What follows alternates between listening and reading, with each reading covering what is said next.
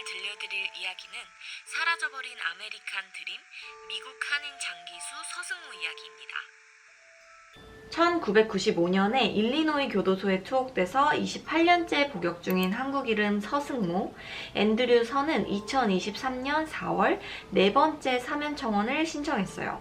여기서 사면 청원이란 범죄자가 받아야 할 형벌을 면제시켜달라고 일리노이 주정부한테 문서로 요청하는 것을 말하는데요. 이 청원은 현재 일리노이 수감자 심사위원회 심의를 거쳐 주지사에게 전달된 상태예요.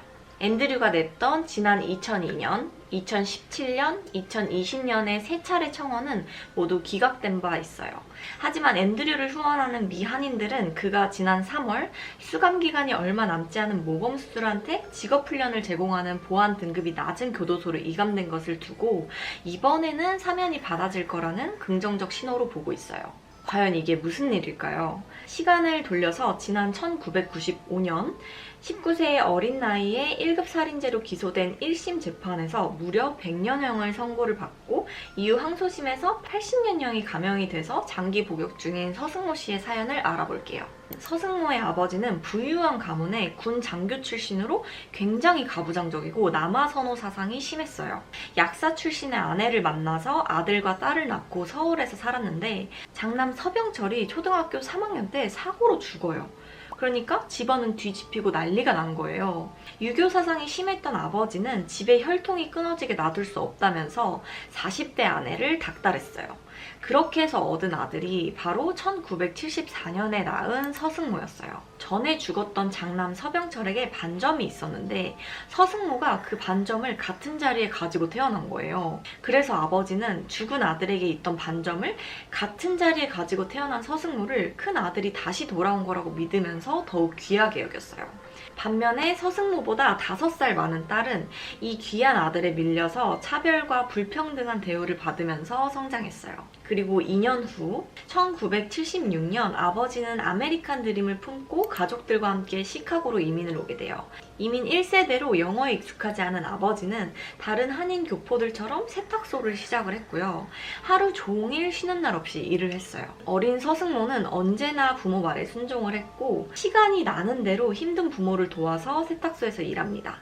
서승모는 부모에게 순종하고 가족을 위해 사는 것을 당연하게 여기며 성장을 했는데 5살 많은 누나 캐서린은 조금 달랐어요.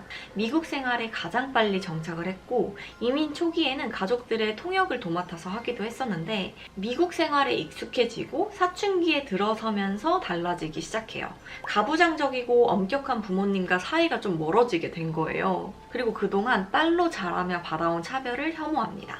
부모가 일을 시키면 왜 내가 그 일을 해야 되냐고 반항하기도 해요. 캐서린이 성장하면 할수록 부모와의 갈등은 점점 커져만 갔는데요. 집에서 가출하기도 하고요. 전통이나 가족은 캐서린한테는 아무 의미가 없는 단어들이었어요. 또 가부장적인 아버지는 남자를 사귀고 다니는 딸을 이해도 용납도 하지 못했어요. 결국 어떻게까지 사이가 안 좋아지냐면 이 아버지와 딸은 서로한테 욕을 하기도 하고 막 몸싸움까지 해요. 그래서 이 일은 캐서린과 아버지의 사이가 완전히 어긋나는 계기가 되어버려요. 이후로 이 아버지와 딸 두 사람 사이에는 신뢰도 대화도 완전히 사라져버립니다. 그러던 1986년 서 씨의 가족들이 미국으로 이민 온 지 10년쯤 되었을 때였어요. 아버지가 위암 진단을 받게 된 거예요. 당시 11살이었던 서승모는 병원에서는 아버지를 병간호하고 또 세탁소에서는 어머니를 도와서 열심히 생활해요. 그리고 그런 그의 행동은 당시 한인신문의 효자소년으로 소개될 정도였어요. 근데 딸 캐서린은 아버지가 입원한 병원에 간호는커녕 방문조차 하지 않았고 그해 아버지는 위암으로 세상을 떠나게 돼요. 캐서린은 아버지의 죽음을 슬퍼했는지 아니면은 오히려 아버지가 사라져서 이제야말로 자유를 얻었다고 기뻐했는지 그건 잘 모르겠어요.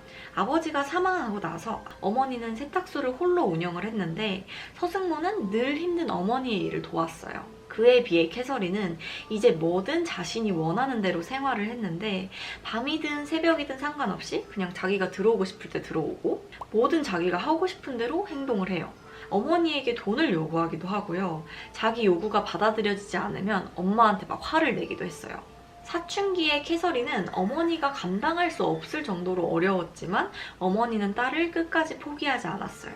그러던 어느 날 16살의 캐서린은 헬스클럽에서 자기보다 무려 7살이나 많은 23살의 남성 로버트 오두베인을 만나 사귀기 시작했고 나중에는 동거까지 하게 돼요. 성인이 이렇게 나이가 어린 미성년자가 여자로 보일 수가 있나?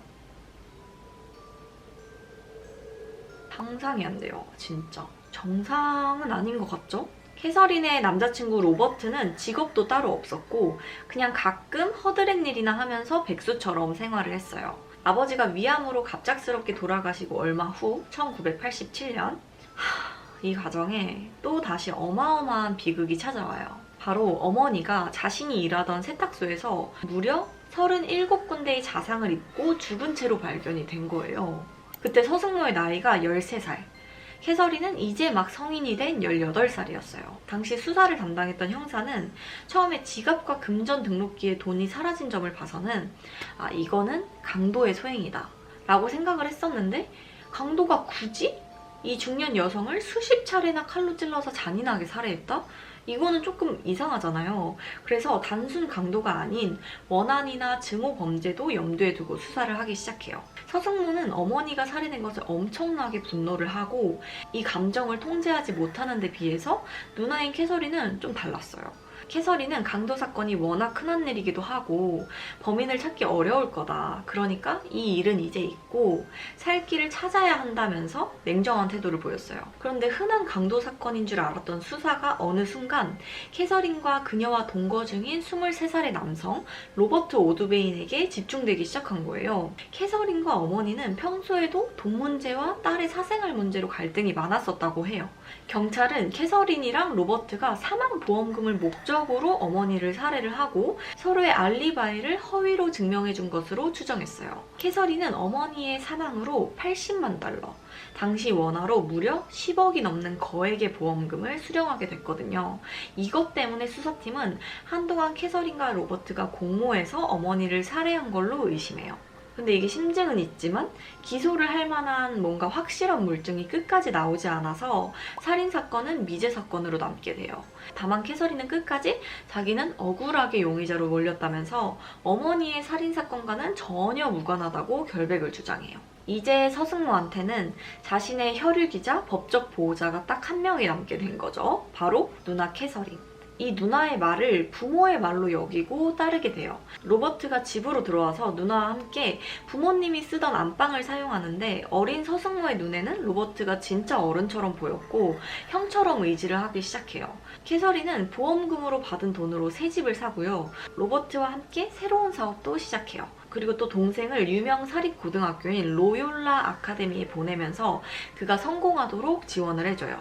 서승모는 몇 안 되는 아시아인임에도 불구하고 학생회장으로 뽑히고 풋볼 선수로 활약할 정도로 공부뿐만 아니라 운동도 되게 잘했고 인기도 굉장히 많았어요. 심지어 전액 장학금을 받고 로드 아일랜드에 있는 카톨릭계 사립대학인 포로비던스 칼리지에 입학할 예정이었어요. 캐서린과 서승모는 비록 부모님을 잃고 엄청나게 힘든 과정을 겪었지만 앞으로는 밝은 미래만 펼쳐질 것 같아 보였어요. 그러던 여름날 서승모는 로버트가 평소보다 맥주를 굉장히 많이 마시고 나서 취한 상태로 누나 캐서린에 대해 이상한 말을 하는 걸 듣게 돼요. 자기는 캐서린을 위해서 모든 일들을 해왔는데 이젠 나를 무시하고 바보 취급을 하고 있다. 캐서린이 자기를 버리지 못하는 거는 내가 그녀의 비밀을 모두 알고 있기 때문이라고 말을 했어요. 사실 그때 캐서린과 로버트의 관계는 이미 회복할 수 없을 정도로 악화되고 있었거든요. 서승모는 누나와 로버트가 늘 돈이랑 사업 문제로 싸우는 것을 알고는 있었는데 당시에는 그 누나의 비밀이란 말을 이해하지 못했어요. 하루는 서승모가 집에 돌아와 보니까 창문이 깨져 있었고 누나는 로버트가 때렸다면서 울고 있었어요. 로버트는 술에 잔뜩 취해가지고 총을 들고 캐서린이 자기를 무시한다고 막 소리치기 시작해요. 서승모는 화가 엄청 많이 났지만 로버트랑 굉장히 형처럼 지냈잖아요, 그동안. 그래서 로버트를 진정을 시키고 누나와 화해를 시켰어요. 서승모는 고등학교를 졸업하고 집을 떠나 약 1600km 떨어진 로드 일랜드의 학교 기숙사에 들어가게 돼요. 서승모는 가끔 누나랑 전화통화를 했거든요. 근데 그때마다 누나는 늘 로버트의 폭력과 도박 문제에 대해 불평을 했어요. 그러다가 서승모가 집에 돌아왔을 때 캐서린이 동생한테 어머니의 죽음에 대한 비밀 얘기 하나를 털어놔요. 때는 어머니가 살해된 해인 1987년, 로버트는 백수에다가 심지어 빚에 시달리고 있었어요. 동거 중이던 이 커플은 늘 돈 때문에 하루도 조용한 날이 없었어요. 캐서린이 이렇게 말해요. 그래도 나중에 어머니가 돌아가시면 사망보험금이 나오니까 그때는 우리 사정도 조금 나아질 거야. 근데 이 돈에 눈이 먼 로버트가 자기가 다 알아서 한다면서 어머니를 살해했고 자신한테는 말을 듣지 않으면 죽여버리겠다고 협박을 해서 어쩔 수 없었다고 설명했어요. 서승모는 그 말을 듣고 나서 당장 경찰에 신고를 하려고 했는데 캐서린은 로버트가 반대로 자기한테 죄를 뒤집어 씌울 거고 경찰도 자신이 공범이라고 여길 거라면서 두려워해요. 그러면서 네가 우리 엄마를 죽인 우리 가족의 원수 로버트를 죽여야 한다고 말을 해요. 그가 우리가 상속받은 보험금을 도박으로 모두 탕진하고 우리마저 죽일 것이라면서 동생이 먼저 그를 죽여야 한다고 부추겨요. 서승모는 부모가 모두 돌아가신 다음 부모 대신 믿고 의지하며 따르던 누나의 말을 거역할 수가 없었어요. 아니 오히려 이 일은 어머니의 원수를 갚고 누나를 보호하는 일이라고 생각을 했어요. 그러니까 가족을 위해서 그냥 마땅히 해야 할 일이다라고 생각을 하게 된 거죠. 누나의 말을 듣고 망설이던 서승모가 학교로 돌아가자 누나는 2주 동안 66차례나 전화를 걸어왔어요. 우리를 위해서 네가 해야 한다는 결심을 강요했어요. 서승모는 결심을 했고 캐서린은 엄마를 위해 네가 해줘 라며 그에게 총을 건넵니다. 1993년 9월 25일 캐서린은 로버트한테 전화를 걸어서 차가 고장났으니까 와서 봐달라고 부탁을 해요. 총을 든 서승모는 차고 뒤에 숨어서 로버트가 오기를 기다리고 있었는데 로버트는 바로 오질 않았고 서승모는 점점 초조해지기 시작했어요. 왜냐면 서승모는 로버트를 죽이고 바로 학교로 돌아가는 비행기를 탈 생각이었거든요. 그래서 혹시 비행기를 놓칠까 안절부절 못하고 있던 그때 로버트가 도착을 합니다. 서승모는 어둠 속에서 나와 놀라 얼어붙은 그의 얼굴에 총을 쐈어요. 쓰러진 로버트를 보며 목에 두 번째 총알을 발사해요. 서승모는 아버지가 돌아가실 때 어머니를 끝까지 보살피겠다는 약속을 지켰다고 생각했어요. 현장에서 도망친 서승모는 6주 후에 경찰에 체포가 되는데 경찰은 서승모가 누나 캐서린이랑 공모해서 로버트의 사망보험금 25만 달러를 목적으로 그를 살해했다고 판단을 해요. 근데 서승모는 로버트가 보험금을 목적으로 어머니를 살해했다. 로버트는 계속해서 보험금을 강탈하고 도박으로 돈을 탕진해 왔다. 그리고 돈을 주지 않으면 우리 누나를 폭행하고 학대해 왔다. 자기는 어머니를 죽인 원수를 갚고 가족의 명예를 회복해달라는 누나의 간곡한 부탁을 들어준 것이다. 라고 얘기를 해요. 엄마와도 같았던 누나를 로버트의 손에서 보호하기 위해 어쩔 수 없이 그를 살해했다고 자백을 한 거예요. 살인을 반성하지 않고 변명하던 서승모한테 재판부는 사형을 선고할 수도 있었는데 모리세이 판사는 서승모가 캐서린 같은 누나가 없었다면 이런 재판을 받지 않았을 거라면서 100년형의 징역형을 선고해요. 이 항소심에서 80년형으로 감형이 됩니다. 반면 살인교사죄로 체포된 캐서린은 보석금을 내고 석방이 되자 신분을 감추고요. 하와이로 도주해버려요. 티파니라는 가명을 쓰고 외모도 알아보지 못하도록 바꿨어요. 근데 전국에 수배령이 내려지자 결국 6개월 만에 자수해요. 캐서린은 살인교사죄로 기소돼 가석방 없는 종신형을 선고받고 수감이 됐는데 여기서 정말 슬프게도 서승모는 교도소에 수감되고 나서 누나한테 편지로 괜찮아 그래도 우린 남매고 가족이잖아 라고 써서 보냈는데 캐서린은 연락하지 마 나한테 동생 따위는 없어 이렇게 편지로 답했어요. 서승모는 수감되어 있는 동안 로버트가 말한 비밀의 의미를 깨닫게 돼요. 실제로 어머니를 살해한 진짜 범인이 로버트이든 아니든 그 안에는 누나 캐서린도 포함되어 있다는 사실을 이해한 거죠. 누나는 모든 비밀을 알고 있는 로버트를 내쫓을 수는 없었겠죠. 만약에 내쫓았으면 로버트는 바로 경찰서로 가서 범인이 누구였을지 말할 것이 분명했으니까. 그렇다고 계속 함께 지내자니 술과 도박에 취해 이 돈만 낭비하는 로버트의 미래는 안 봐도 뻔하잖아요. 결론은 동생을 사주해서 그를 처리하면 비밀도 지킬 수 있고 또 돈도 보호를 할 수가 있었던 거죠. 그동안 맞힐 수 없던 안개 속 퍼즐 같던 과거의 일들이 점점 선명해졌어요. 서승모는 결국 누나한테 의지해서 살인이라는 죄를 저지른 자신을 반성하게 돼요. 그의 사연을 들은 많은 한인들은 서승모는 어린 나이에 부모를 잃고 보호자인 누나에 의지해서 살아왔고 유일한 혈육이자 보호자인 누나의 말을 모두 사실로 생각했을 것이다. 비록 성인이어도 19살의 나이에 어머니를 살해했고 자기를 지속적으로 폭행한다는 로버트를 죽여달라는 누나의 간곡한 요청을 뿌리치지 못한 것이다 라면서 그의 4번째 사면 청원을 돕고 있어요. 반면에 로버트 오드베인의 살인사건을 담당했던 수사팀 및 검사는 서승모의 사면 청원에 대해 일말의 가치도 없다고 말을 했어요. 좋은 대학에 다니던 똑똑한 사람이 살인을 계획하고 죄 없는 사람을 총으로 살해한 사건이고 범인은 자신에게 부과된 판결대로 평생 교도소에 수감되어야 하는 것이 정당한 법의 집행이죠. 반면에 피해자 로버트 오드베인의 동생과 당시 사건을 담당했던 판사는 청원에 반대하지는 않는다고 의견을 밝혔어요. 그들은 서승모도 일종의 피해자다.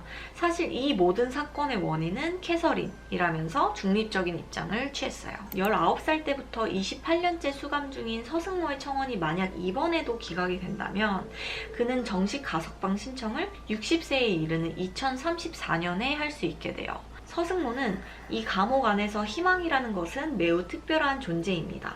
희망이 없다면 사람들은 견딜 수 없고 모두 포기해버릴 것입니다. 라고 마지막 희망을 밝혔어요.